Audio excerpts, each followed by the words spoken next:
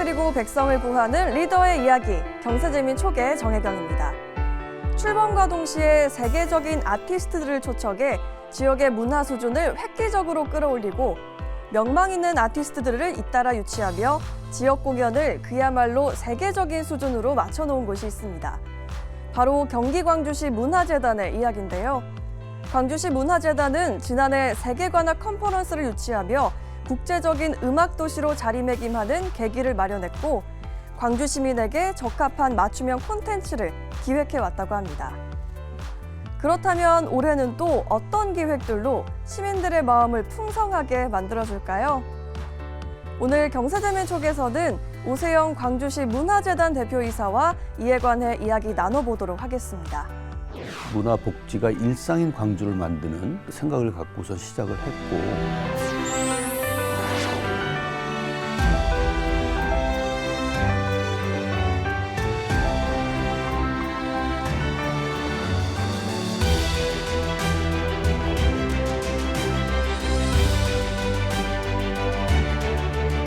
가장 큰 경쟁력이라 하는 것은 찾아가는 콘텐츠가 많다는 겁니다.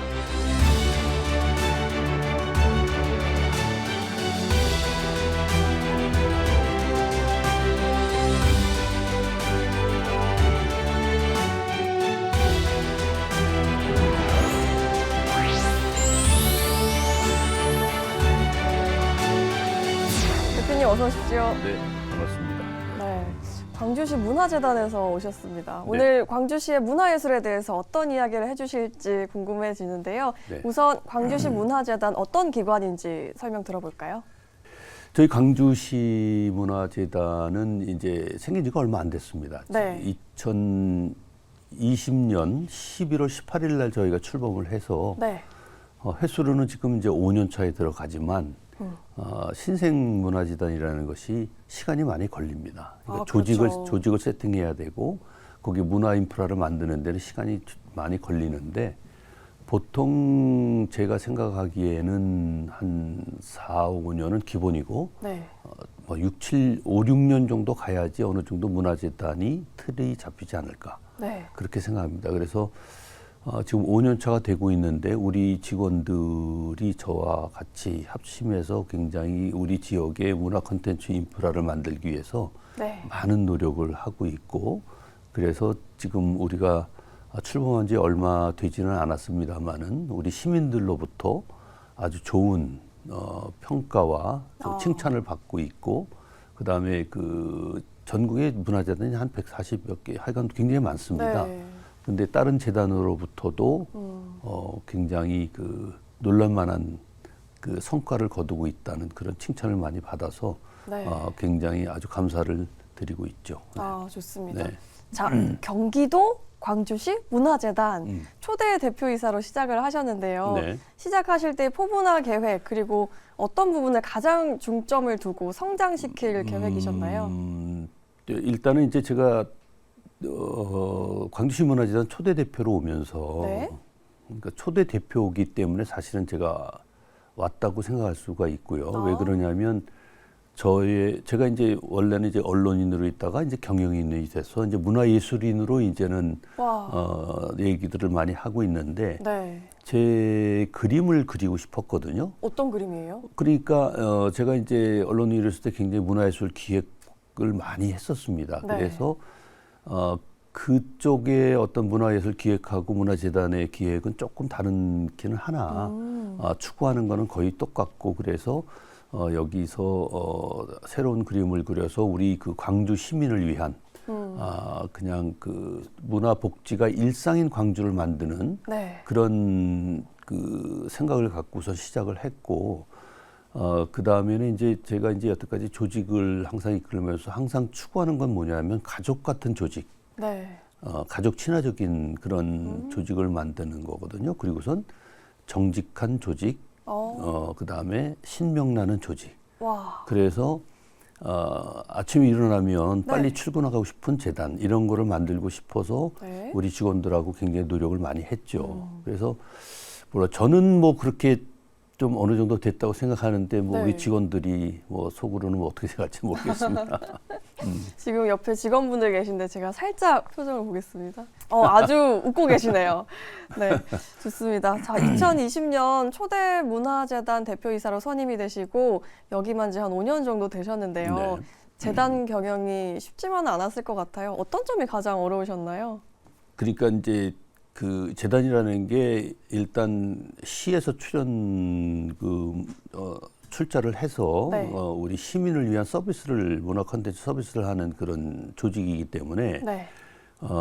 저희 그 광주시 한 41만 시민이 됩니다. 그 다음에 또 문화예술을 활동하는 분들도 되게 많이 있고. 네. 근데 이제 사실 직업 중에서 사람을 상대하는 직업이 제일 힘들잖아요. 그래서 일차적으로 이제 중요한 것들은 우리 그 시민들한테 얼만큼의 그 문화예술 콘텐츠를 제공할 것이냐. 네. 우선 저희들이 계속 여태까지 했던 건 뭐냐면 광주시 문화재단은 최고를 추구하기 때문에 그래서 지금까지 유치했던 공연 그리고 기획했던 공연들은 타 재단에 비해서 타 재단도 잘 하지만 네. 우리 재단은 굉장히 하이 퀄리티에 정말 우리 시민들이 아주 정말 너무나 감동스럽게 생각하는 그런 공연 유치를 많이 했고 네. 그 다음에 이제 그 우리 지역 단체를 지원하는 그런 사업에도 게을리하지 않아서 우리 많은 단체, 네. 문화예술인들에 대한 지원을 많이 하고 있습니다. 네, 그렇군요. 네. 경기도 광주시 문화재단이 출범한 지 5년 차가 되는 해입니다. 그렇죠. 그동안 광주시의 문화예술 발전을 위해서 다양한 일들을 해오셨는데 대표적으로는 어떤 것들이 있을까요? 이 그 문화예술이라는 장르가 굉장히 다양하기 때문에 여러 가지 그 문화 콘텐츠를 우리는 시민들한테 기획하고 또 유치해서 선보일 수밖에 없거든요. 네. 그래서 우리 그 광주시 문화재단이 그런 일을 함으로써 우리 그 시민들이 네. 어떤 어떤 부류의 문화 콘텐츠를 좋아하시는지에 대한 어떠한 그 우리 데이터베이스도 우리 만들어야 되고 그래서 다양하게 일단은 저희가 했죠. 네. 그래서 클래식을 보면 네. 클래식도 이제 여러 종류가 있는데 그다음에 이제 솔리스트 콘서트 같은 경우는 뭐 세계적인 소프라노 조수미 그다음에 뭐 사라장 뭐 힐러리 한 네. 그다음에 피아노의 시인이라고 하는 백건호 선생도 시리즈로 우리가 계속 했고요. 네. 그다음에 대중은 뭐 이승철 콘서트라든가 그다음에 신년음악회에서 또 다른 그 신문희 씨라든가 그런 분들을 했고 우리가 이제 매년 하는 것이 어서 옵쇼라는 그런 시리즈를 합니다. 그게 왜냐하면 이제 생일날 하는 건데 어서 옵쇼로 우리 한글로 되지만 어서 옵 하고선 영어로 쇼를 하면 네. 그 시리즈로 이제 올해가 5회째 지금 하는 겁니다. 그런 것들은 우리가 직접 기획을 해서 섭외를 하고 기획을 해서 하는 건데 네. 포레스텔라하고 뭐 장사 씨도 모시고 그다음에 재작년에는 최백호 씨도 모시고 올해 이제 은퇴 공연을 하시지만 이미자 선생이 은퇴 공연 전에 저희 홀에 오셔서 마지막 공연을 일반 공연장에서는 마지막 공연을 네. 그렇게 하셨습니다. 그리고선 무용도 많이 했고요. 뭐 국립발레단, 유니스 발레단, 뭐 호두깎이 인연은 저 인형은 매년 말에 하고 있고 네. 그 외에 뭐 저희들이 뭐 하는 것이 워낙 많아서 나중에 우리 시청자분들께서 저희 홈페이지에 들어오시면 네. 자세하게 알 수가 있으실 겁니다. 아, 그렇군요. 네. 또 지역 주민들의 생활 속 문화예술 활동을 위해서 생활문화센터라는 곳이 있다고 들었습니다. 어떤 네. 곳인가요? 이제 저희가 광주가 굉장히 넓습니다. 네. 넓을 광자를 쓰고 있는데 그래서 그 넓은 지역에 사시는 광주 시민들한테 어떠한 문화복지 혜택을 주기 위해서 시에서 생활문화센터를 운영을 하고 있는데 지금은 이제 광주의 중심가인 경안동하고 좀 떨어진 네. 곤지암 쪽의 만선 생활문화센터 그다음에 저희하고는 그렇게 멀진 않지만 광남동에 있는 광남생활문화센터를 지금 운영을 하고 있어요. 네. 그래서 그 거점 지역 생활문화센터를 중심으로 해서 또 다른 콘텐츠를 제공을 하고 그 생활문화센터에서는 우리가 주도적으로 하지만 운영 자체를 시민들이 자체적으로 운영위원회를 구성을 해서 네. 라운드 테이블이라는 명칭 하에 자체적으로 기획을 하고 운영을 하게 되면 우리가 옆에서 서포트를 해주고 지원해주고 뭐 그다음에 뭐 다른 아이디어도 주고 해서 굉장히 지금 반응이 좋습니다. 우리 재단의 가장 큰 경쟁력이라 하는 것은 찾아가는 콘텐츠가 많다는 겁니다. 주민들을 직접 찾아가요? 찾아가죠. 네. 어떻게 찾아갈까요?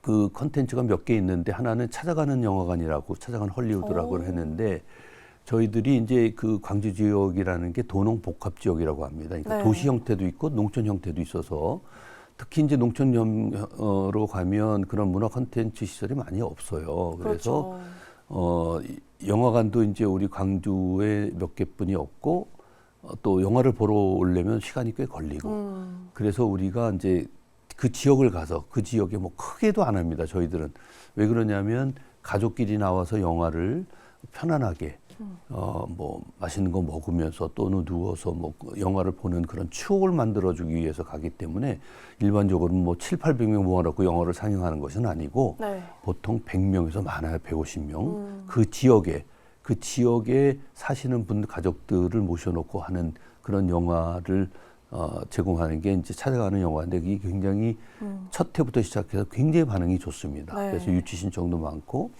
그 다음에 이제 빛의 서커스라든가 뭐 이런 것들이 시민들이 공연도 보고 와서 참여하는 그런 체험하는 그러한 그 컨텐츠를 1년에 그거는 2번 정도. 영화관은 한 1년에 10회 정도 이런 네. 식으로 해서 찾아가는 콘텐츠를 많이 하고 있죠. 네. 그렇군요. 네. 자, 요즘 날씨가 참 봄 기운이 가득합니다. 봄과 가을에 문화재단에서 준비하고 있는 것들이 있다고 들었는데요. 어떤 걸 볼 수 있나요? 우리가 이제 축제가 많이 있는데 우리 재단이 직접 이제 핸들링하는 축제와 문화제는 2개가 있습니다. 그래서 봄에는 헌안설원 문화제를 하는데 네. 헌안설원의 어르신은 물론 태어난 것은 강릉에서 태어났지만 저희 광주로 시집 와서 물론 고생도 하셨지만 뭐 네. 여러 가지 어떤 문학계 족적을 남기신 그런 그 시인이신데 그동안 이제 옛날에는 조선시대 때 여류 시인에 대한 평가가 절하되고 막 그래서 활동을 하셨음에도 불구하고 그 작품이 많이 남겨지지 않고 그래서 동생이 중국 쪽으로 작품을 많이 이제 보내가지고 그나마 좀 보존이 됐는데 네. 그분을 기리기 위해서 이제 문화제를 저희가 합니다. 그래서 100일장도 하고요. 그래서 전국 규모의 100일장을 하기 때문에 작년은 100명이 조금 안 됐는데 올해는 한 187명 정도 이렇게 지원을 해서 100일장도 하고 그다음에 체험도 하고 저희가 이제 기획하는 게 크리에이티브 토크라는 네. 저 프로그램을 하는데 유명 인사를 초청해서 공개 뭐 토론뿐 아니라 강의를 듣는 거를 특별히 그날 또 크리에이티브 토크 코너도 있고 와서 체험하는 부분도 있고 뭐 그래서 따뜻한 봄날에 우리 가족들이 와서 재미있는 그런 시간을 보내기 위해서 이제 헌안설원 문화제를 저희가 하고 있고 저희들의 꿈은 나중에 헌안설원 문학상을 만드는 게 저희들이 이제 꿈입니다. 그래서 네. 그렇게 지금 추진을 하고 있고 가을에는 이거는 뭐 우리나라를 대표하는 문화재라고 할 수도 있습니다. 물론 아직은 규모는 적으나 네. 우리나라의 유서 깊은 그 남한산성에 행궁이 있지 않습니까? 뭐 인화관도 있고 네. 수호장대도 있고 그래서 남한산성 문화재를 합니다. 그래서 작년 같은 경우에는 유네스코에 등재된 10년 기념으로 해서 이제 남한산성 그 행궁 일원에서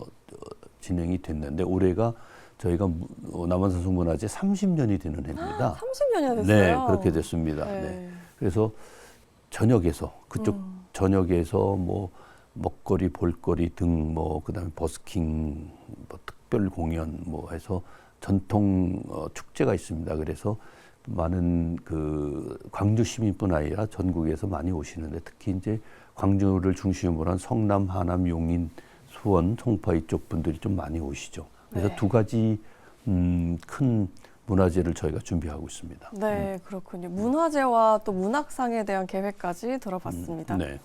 앞서 경기도 광주시에서 열리는 많은 행사랑 공연들 설명을 해주셨잖아요. 이 장르가 되게 세부적이어서 놀랬거든요. 광주시에 오면 이 행사나 공연 꼭 봐야 된다. 어떤 게 있는지 또 그 이유는 뭔지 말씀해 주시죠. 그게 이제 그 여러 개가 있는데요. 지금 말한 그 헌안설원하고 남한산성문화제는 대표적인 거고, 네. 그다음에 저희가 작년에 와스비를 했지 않습니까? 와스비를 네. 해서 그 후 1년의 행사를 뭐 화려하게 하지는 않지만 지금 이제 8월 14일 날 독일의 윈드 앙상블 팀이 빅밴드가 와서 공연할 예정으로 있고요. 그 다음에 이제 저희가 이제 곤지암 페스티벌이라고 있습니다. 곤지암 밸리라는 네. 그런 곳인데 거기에 플루티스트가 주도가 돼서 거기에 뮤직 페스티벌을 굉장히 오래전부터 해왔어요. 근데 올해는 좀 더 국제적으로 키웠고, 그 다음에 그 카라얀 아카데미의 아시아 예선을 우리 광주에서 합니다. 그 굉장히 아주 획기적인 일인데 네. 그 오디션과 우리가 또 광주시 문화재단이 지원해서 하는 그 플룻 앙상블 연주가 8월 2일부터 시작이 됩니다. 그래서 그것도 굉장히 볼만하다고 보고요. 볼거리가 많습니다. 네. 그렇네요. 저는 네. 플룻 앙상블이 제일 땡깁니다. 굉장히 좋습니다. 거기는 베를린 필하모닉 그 수석 주자들로 구성된 네. 팀이어서 굉장히 연주도 좋고요. 그렇군요. 네. 그래서 저희는 또 뭐 조금 자랑을 하자면 네. 그런 연주만 보는 것이 아니라 네. 우리 볼거리가 많지 않습니까? 그러면 즐길 거리가 또 있겠죠? 그럼요. 그러면 대부분의 그 우리 문화 공연을 보러 오시는 분들은 좀 일찍 와서 남한산성 한번 둘러보고 거기에 맛집이 너무 많아서 네. 그런 맛집에 들려서 맛있는 거 먹고 그 공연을 보고 가는 뭐 힐링하는 그런 장소가 광주시 문화재단입니다. 네, 좋습니다. 자, 또 많은 시민들이 문화와 가까워질 수 있도록 또 예술과 더 친화적일 수 있도록 접근성을 높이는 데 노력을 하고 계신데요. 시민들에게 왜 문화예술이 필요한지, 문화예술은 우리 삶에 어떤 역할을 끼치는지 그런 얘기를 좀 듣고 싶습니다. 그러니까 문화가 나는 국력이라고 생각합니다. 그렇죠. 그죠? 그래서 네. 이번에도 좋은 소식은 뭐 정명훈 씨가 우리 재단에도 한 두 번 왔습니다만은. 그래요? 네, 그 정명훈 씨가 저 라스칼라자의 음악 감독이 됐단 말이죠. 그럼 네. 라스칼라자라는 데는 미국의 메트로폴리탄 오페라자하고 쌍벽을 이루는 유럽에 대표하는 그런 그 스칼라자인데 네. 거기 음악 감독이 되셨단 말이죠. 그러니까 아시아인으로는 최초로 된 거란 말이에요. 그런 것들은 다 물론 정명훈 씨가 굉장히 그 음악성이 좋고 그 음악 가족 아닙니까? 그래서 그러한 그 본인이 노력한 도 많지만 그 우리나라가 그만큼 문화예술 쪽에 어떤 굉장히 강한 그런 네. 문화예술의 강국이라고 생각하는데 네. 그런 결과도 아닌가 그렇게 생각하고 있고요. 네. 그리고 우리가 알다시피 또 우리나라는 이제 뭐 경제 뭐 10대 대국이라고 얘기를 하지만 실질적으로는 케이팝을 통해서 문화예술의 어떤 그 탑 클래스 나라 아닙니까? 누구나 인정하는. 이제는 네. 어느 나라에 가서도 케이팝에 대해서 문화예술이 높은 나라라고 얘기를 하지 한국을 무시하는 그런 전 세계는 없거든요. 그러니까요. 그런 것들이 문화 강국으로서의 어떠한 그 우리 국민의 자부심. 그게 이제 광주시 문화재단이 많은 컨텐츠를 하게 되면 우리 시민들의 자부심은 굉장히 좋았단 말이죠. 네. 그래서 지금 이제 그 문화예술이 활성화가 되고 우리 지역에서 우리 광주시 문화재단에서 남한산성 홀에서 그 세계적인 콘텐츠를 보는 것에 대한 자부심이 많아지면 우리 그 지역에 대한 자긍심과 사랑도 더 클 거고 네. 그런 것이 결국은 지금 뭐 혼자서 문화예술을 하는 것은 아니고 가족들이 함께 다 같이 즐기는 거기 때문에 가족 간의 어떠한 그 커뮤니케이션도 좋아지고 그런 여러 가지 그런 저는 효과가 있다고 생각합니다. 네. 그래서 2020년에 출범을 해서 2021년에는 안 했습니다만은 2022년에는 저희가 이제 KBS 경영악단의 지휘는 이제 정명훈 씨가 하고 번클라이번에 우승했던 임윤찬 피아니스트요? 그렇죠. 그래 초청을 해서 네. 2022년에 이제 저희 광주시에서 공연을 했는데 그게 네. 이제 7분 만에 솔드아웃이 됐어요. 매진이 되게 빨리 됐네요. 그다음에는 그래서 좀 용기를 얻어서 네. 민앤필들을 초청을 해가지고 그래요? 정명훈 씨가 또 다시 오고 지휘하러 그다음에 클라라 강이 이제 바이올린을 해서 또 그것도 굉장히 성과가 되게 좋았단 네. 말이죠. 그래서 작년에 좀 더 우리가 이제 용기를 낸 게 그래서 런던 심포니 오케스트라를 초청을 했습니다. 와, 그래서 글로벌합니다. 그럼요. 그래서 지금 그 런던 심포니 공연은 그때만 해도 서울과 대전 말고는 기초단체는 저희만 와서 와. 했거든요. 그것도 더군다나 지휘는 이제 여왕으로부터 기사자기를 받은 그 파파노 경이 이제 지휘를 했고 네. 세계적인 피아니스트 유자왕이 또 피아노를 쳤고 그래서 그런 식으로 좀 우리 재단이 메이저 재단이 되도록 저희가 많이 노력을 한 것은 그게 결국은 우리 광주 시민의 자긍심을 줄 수 있다. 네. 뭐 그래서 굉장히 감동을 많이 했습니다. 그래서 뭐 우리 재단에 좋은 연주를 너무 많이 해서 좋고 그 전에는 뭐 퇴근 시간에 2시간, 2시간 반 걸려서 세종문화에 가서 보고 그랬는데 우리 지역에서 편하게 또 싸게 볼 수 있어서 너무 좋았다. 뭐 이런 것들이 결국은 문화 사업을 하는 목적이 아닌가. 네, 이렇게 생각합니다. 무대가 상당히 화려하고 또 멋있었는데 자긍심을 가질 만한 것 같습니다. 그럼요. 저희가 그 한마디를 더 보태면 네. 저희 경주시문화재단은 최고를 추구하기 때문에 탑 맞아요. 클래스 네. A급이 아니면 무대를 칠 수가 없습니다. 네. 좋습니다. 네. 자, 최고를 추구하는 경기도 광주시 문화재단 벌써 5년차 대표 이사직을 맡고 계신데요. 네. 올해도 벌써 절반이 이렇게 지나가고 있어요. 네네. 지금 광주시의 문화예술을 위해서 촘촘하게 노력을 하고 계신데 앞으로의 계획과 포부는 무엇인지 마지막으로 말씀 부탁드립니다. 마지막에 좀 섭섭하긴 한데 제가 뭐 말씀드리죠. 네. 그러니까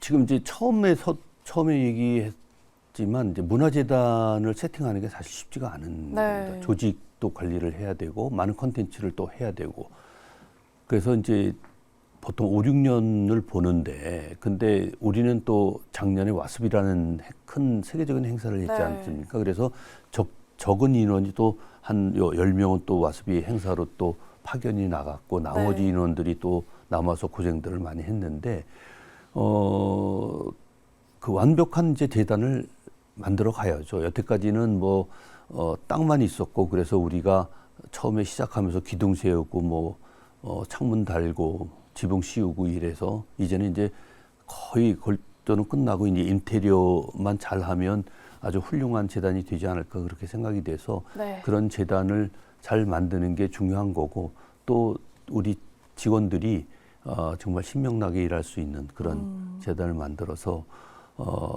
좀 광주의 자랑거리를 만들고 네. 싶습니다. 네네. 좋습니다. 네. 백범 김구 선생은 오직 갖고 싶은 것은 문화뿐이다라는 말씀을 자주 하셨죠. 그만큼 문화는 한 나라에 보이지 않는 경쟁력이기도 한데요. 이렇게 광주시 문화재단에서 펼쳐지는 다양한 프로그램과 행사를 보니까 K컬처의 힘이 강하게 뿌리를 내리고 있다는 생각이 듭니다. 오늘 나와주신 오세영 대표이사님 감사합니다. 네.